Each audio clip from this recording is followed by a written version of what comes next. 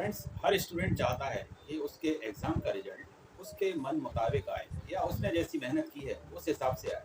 लेकिन ऐसा ज़रूरी तो नहीं कि वो जो चाह रहा है वैसा ही हो। कुछ स्टूडेंट्स का रिजल्ट अच्छा आता है और कुछ का अच्छा नहीं आता है। कुछ स्टूडेंट्स फेल भी हो जाते हैं। ये फेल होना दोस्तों एक सामान्य सी प्रक्रिया है। और आपको मैं बता दूं कि पास और फेल होना एग्ज़ाम में ये एग्ज़ाम का एक प्रोसीजर है। तो फेल होने वाले स्टूडेंट्स को ये नहीं लगना चाहिए कि फेल हो गए तो हमारी लाइफ अब तबाह हो गई या लाइफ बर्बाद हो गई। ऐसा बिल्कुल भी नहीं लगना चाहिए। तो जो स्टूडेंट्स फेल हो गए उनको मैं बता देना चाहता हूँ कि अगर आप फेल हो गए तो आप सबसे पहले तो आप ऐसे बहुत से महान वैज्ञानिक हुए हैं, महान हस्तियाँ हुई हैं, तो आपको मैं बधाई देना चाहता हूँ कि आप उनकी श्रेणी में शामिल हो गए हैं, ना चाहते हुए भी। ऐसे बहुत से महान वैज्ञानिक हुए हैं, जैसे कि अल्बर्ट आइंस्टीन। कहा जाता है आज भी उनकी जो इंटेलिजेंस है, उनकी आईक्यू है, वर्ल्ड में सबसे ज़्यादा है मानी जाती है। और आपको बता दूं कि अल्बर्ट आइंस्टीन अपने स्कूली जीवन में सबसे डफर स्टूडेंट्स माने गए। इतने ज़्यादा डफर थे कि उनके क्लास टीचर ने उन्हें स्कूल से ही निकाल दिया था। और भी इसके अलावा कई महान हस्तियां हैं, जैसे कि हम बात करें धीरू भाई अंबानी की, वो 8वीं तक ही पढ़ पाए। तो ऐसी बहुत सारी महान हस्तियां हैं जो अपने एग्ज़ाम में फेल हो गए थे। अगर आप फेल हो गए हैं तो इसमें घबराने वाली बात नहीं है। आपको बता दूं कि एग्ज़ाम में पास होना या फेल होना, ये एग्ज़ाम के दो रिजल्ट्स हैं। तो इससे ये बिल्कुल भी साबित नहीं होता है कि आप अगर एग्ज़ाम में फेल हो गए हैं तो आप लाइफ में भी फेल हो गए हैं। क्योंकि ऐसे बहुत सारे उदाहरण मैंने देखे हैं कि जो पढ़ने में बहुत कमज़ोर रहे विद्यार्थी, लेकिन अपने लाइफ में आगे चलकर वो बहुत सफल हुए। जैसे मैंने नाम लिया था अल्बर्ट आइंस्टीन, स्कूल वालों ने निकाल दिया था उन्हें स्कूल से, लेकिन उनसे बड़ा वैज्ञानिक कोई नहीं हुआ। धीरू भाई अंबानी की बात करें, बहुत कम पढ़े लिखे थे, लेकिन आज आप जानते हैं कि अंबानी इंडस्ट्रीज़ दुनिया में प्रख्यात है। दूसरा, लेटेस्ट एलन मस्क आज दुनिया के सबसे ज़्यादा धनी व्यक्ति हैं। तो वो भी कोई बहुत ज़्यादा इंटेलिजेंट नहीं थे, बहुत ज़्यादा उन्होंने पढ़ाई भी नहीं की थी। तो पास होना या फेल होना ये साबित नहीं करता है कि पास होने वाला व्यक्ति इंटेलिजेंट है और जो फेल हो गया है वो इंटेलिजेंट नहीं है। खैर, ये तो एक बात हुई। आज की वीडियो में मैं उन स्टूडेंट्स के लिए कुछ टिप्स देने जा रहा हूँ जिनके द्वारा, जिनको अगर वो अपने लाइफ में लागू करेंगे तो उनका जो आने वाला एग्ज़ाम है या सप्लीमेंट्री एग्ज़ाम है या आने वाले जो भी एग्ज़ाम्स हैं उनमें वो ज़रूर सफल होंगे। पहला पॉइंट है, इम्पोर्टेंट है, analyse the reason behind the failure. तो हमें सबसे पहले तो ये एनालाइज करना होगा कि पिछले एग्ज़ाम में हमने क्या गलतियाँ की थी या हमसे क्या कमियाँ हो गई थी, क्या चूक हो गई थी, उनको हमें ढूंढना होगा और उन गलतियों को हम दोहराए ना, ये प्रयास करना होगा। सेकंड टिप है, चेंज योर अप्रोच। आपको इस बार अपनी अप्रोच बदलनी होगी। जिस तरह से आप पिछले एग्जाम्स की तैयारी करते थे, हो सकता है उनमें कोई चूक हुई हो, वो अप्रोच अच्छी ठीक नहीं हो, तो आपको अपनी वो अप्रोच बदलनी होगी और अपने आप से वादा करना होगा कि इस बार के एग्ज़ाम में मैं किसी भी टॉपिक को छोड़ूंगा नहीं, कोई भी मुझसे चूक नहीं होगी और मैं बेहतरीन से बेहतरीन तैयारी करूँगा। मैं अपने एक्सपीरियंस से कह सकता हूँ कि जो चूक आपसे हुई होंगी वो इन कुछ पॉइंट्स में से ही हुई होंगी। जैसे कि पहला पॉइंट है पुअर टाइम मैनेजमेंट। मतलब हुआ कि आपने समय का सही तरीके से मैनेजमेंट नहीं किया होगा। सेकंड है प्रायोरिटीज।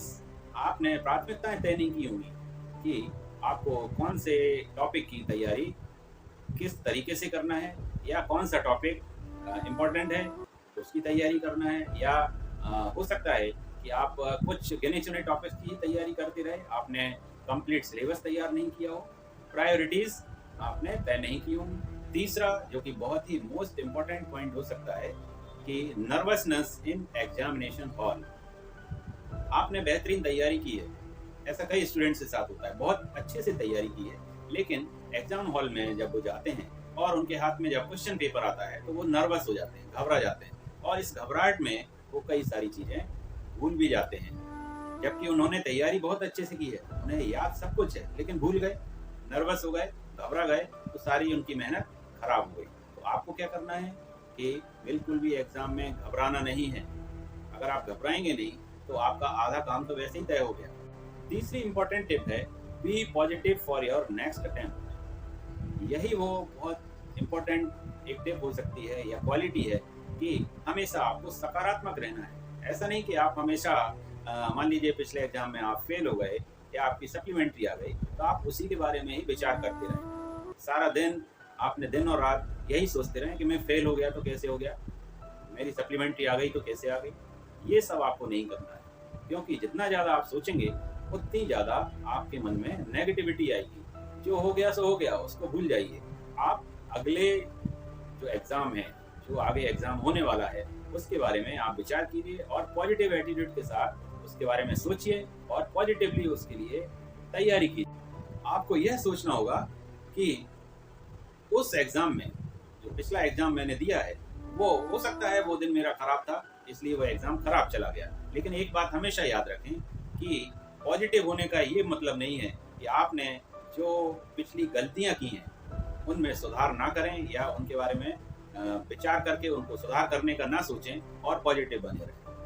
जो गलतियाँ की हैं, उन्हें सुधारते जाएँ और पॉजिटिविटी बनाए रखें। नेक्स्ट स्टेप है, follow a different strategy for your next exam. इसका मतलब होगा कि आपको इस एग्ज़ाम के लिए एक नई स्ट्रेटजी के साथ तैयारी करनी होगी। जैसे कि सबसे पहले जिस सब्जेक्ट का पेपर है, उसका आप सिलेबस हाथ में लें। सिलेबस को आप थॉरोली रीड करें।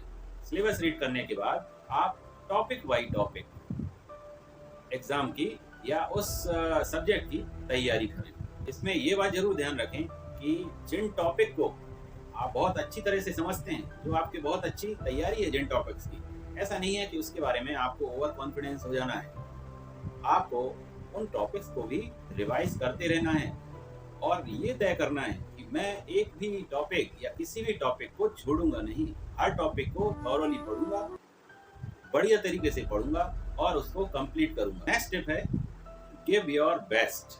निराश और डिप्रेस्ड होने की बजाय आपको सिर्फ ये सोचना है, ये करना है कि कैसे आने वाले एग्ज़ाम की या सब्जेक्ट की तैयारी करना है और उसके लिए जी तोड़ मेहनत करना है। दूसरा, बिना नर्वस हुए हमें एग्जामिनेशन हॉल में अपने पेपर को सॉल्व करना है और बिना नर्वस हुए बेहतरीन से बेहतरीन जवाब देना है जो भी सवाल आपसे पूछे जाते हैं। अंत में मैं यही कहूँगा कि failure is not the end of life. आपको ये समझना होगा कि failure you had in the exam is another step towards success. आप फेल हुए हैं तो ऐसा नहीं कि सब कुछ समाप्त हो गया है। हो सकता है ये सफलता की तरफ आपको ले जाने वाली एक सीढ़ी हो। दोस्तों, उम्मीद है कि आप कॉन्फिडेंस और करेज के साथ इस फेलियर को हैंडल करेंगे और इससे उभरेंगे भी और अपने आने वाले एग्जाम की बहुत ही बेहतरीन तरीके से तैयारी करेंगे और मुझे पूरा भरोसा है कि आप अगले एग्जाम में बहुत अच्छे नंबरों से पास भी होंगे। तो फेलियर को छोड़ें और आगे बढ़ें। My best wishes to all of you. Thank you so much.